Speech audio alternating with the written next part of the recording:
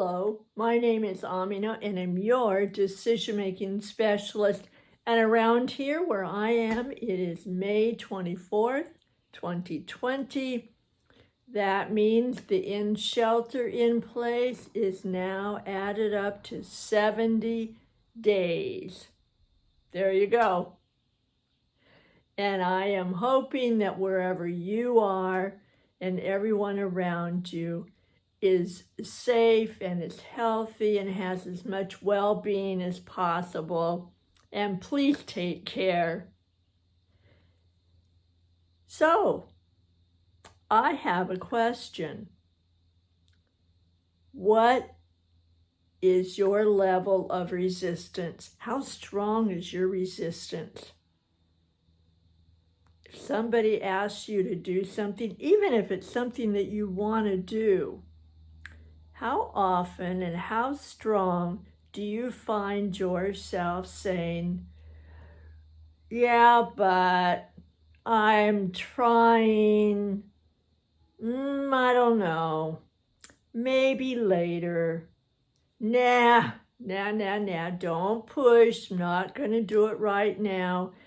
And how much and with what strength you struggle to hold on to not doing something that you would really want to do, or being the person you would really want to be. Now, this is not some rah-rah little spiel about, oh, remember all the great things that you did and how you did them and how you felt and wouldn't you like more of those, yada, yada. They all have their place, those questions. And guess what? They don't mean a living eyelash of a fig if you don't believe that something in your life could be different, that something in your life could be more the way you want it, that something in your life could last. That you're not always believing if this good part comes, don't enjoy it too much because up comes the bad and it's going to squash down the good.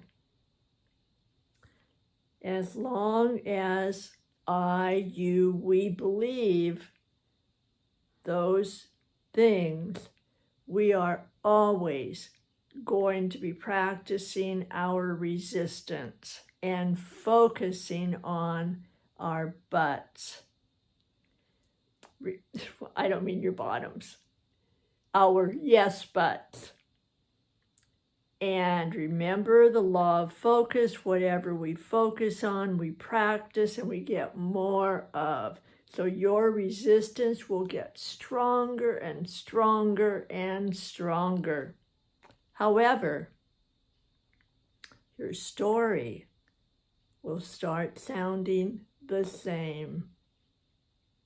Your legacy will be flat.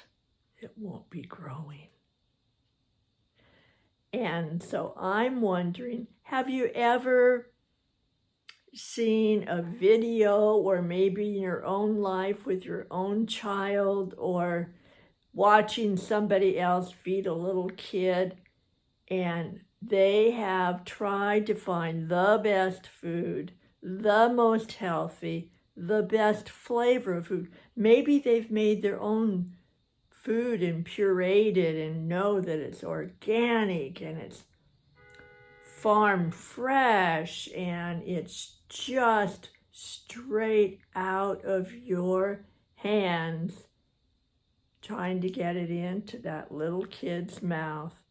Have you ever? And you watch, they'll try little things like airplanes or open up fat. They'll look all kinds of little tricks. And guess what? The little kid looks very interested until that spoon gets right up to their mouth and it goes. Or if you force it in, it will spit it out. He or she is not going to eat that food if they don't want to. They are the epitome. They are the best example of resistance.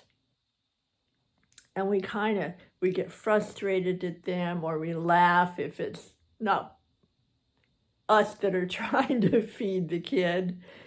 And what happens is, guess what? There's that little kid in front of us, inside of us. Somebody offers something, nah, and we clamp down. Or if they try to make us, we push it away. Or we run away, whatever. And that is our mindset. That is our belief. That is actually a fear. And it's not just a resistance of trying to get our own way, trying to be antagonistic, trying to prove something, trying to any of those. If you dip behind every one of those veils to the last curtain, you will find as you pull it open is fear. F-E-A-R, fear. Now it is either on the simplest form of looking at it on the base core, it is fear that something in the past that we did, we said, came true, decision we made, how we acted, how we felt, something in our past blew up in our face. Maybe it sounded good at the time, blew up. Maybe it was great at the time, and for some reason it blew up. So here we are right now.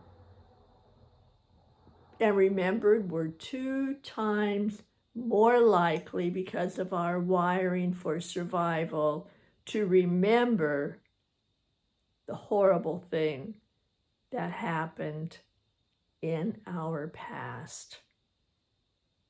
So guess what?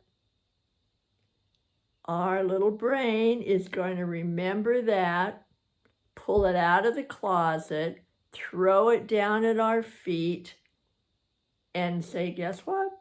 That's what's going to happen in the future. There you go. That future is going to equal your past. That's it. So, why? What would be the reason that you would try something different today? Why? I mean, think about it. You're not stupid. You've learned from your mistakes. The question is, what have you learned? Have you learned that you're not going to try anything anymore because it may be like that in the future? Or have you learned how you did it in the past, what you did, the results, and had the courage to fine-tune it and look at it and break it into pieces and untangle it and say, oh, that was it. I had that belief. I had that thought. Oh, I was going to do that, and then I decided to do this. I got advice from somebody that had never done this before. I did something in my gut, my mind, my brain knew it wasn't the right thing to do, and sure enough, there you go. If you learned some of that, then you bring that into the present, and guess what? that will help you make your future the way you want it right now, not the way it was in the past. The difference is your resistance. Yeah. Instead of resisting doing anything, you have resisted the past failure, the past blown up in your face, the past that scared you to death. And in resisting that, you are able to move forward right now to make a different story, different legacy, and you have charge as much as you can have of your future right here and now. So how about you look at what you're resisting that you really want, and remember that that resistance is telling you a lot of information about what you fear. And then you go and you figure out, oh, what happened back then that makes me afraid now? Oh, I can tweak that. I can change that. I can adjust my belief so that I look and choose and follow through differently than I did back then. Set yourself up for more of what you want. Let resistance be your partner. So tuck that in your toolbox. Use it. Write the story that you really want to live and the legacy that you want to take out there. Wherever you are out there, remember you have the power of your resistance. Take charge of it. All right, thanks for coming. Click that subscribe button. Come back tomorrow because I'll be here and I'll be looking for you. Bye now.